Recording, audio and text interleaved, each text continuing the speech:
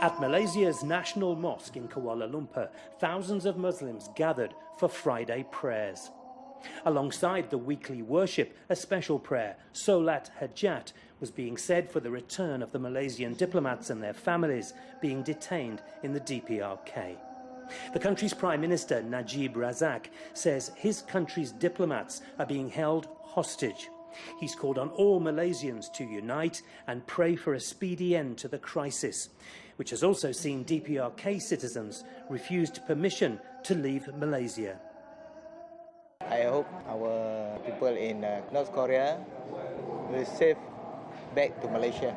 Yeah, definitely. We want all these people to return in a safe way. And the most important thing is we don't want any problem happen. The special prayer, Solat Hajat, will continue to be said at mosques across Malaysia until all the Malaysians currently being detained are allowed to leave the DPRK and return home.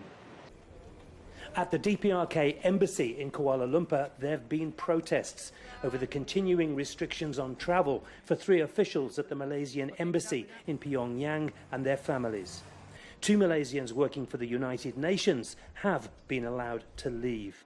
The deadlock follows the murder at Kuala Lumpur International Airport last month of Kim Jong Nam, estranged half-brother of the DPRK leader. Nam was smothered with a substance identified by Malaysia as VX nerve agent in what Prime Minister Najib says was an assassination orchestrated by the DPRK. The DPRK ambassador to Malaysia was expelled after claiming Malaysia's investigation was biased and sought to damage his country's image.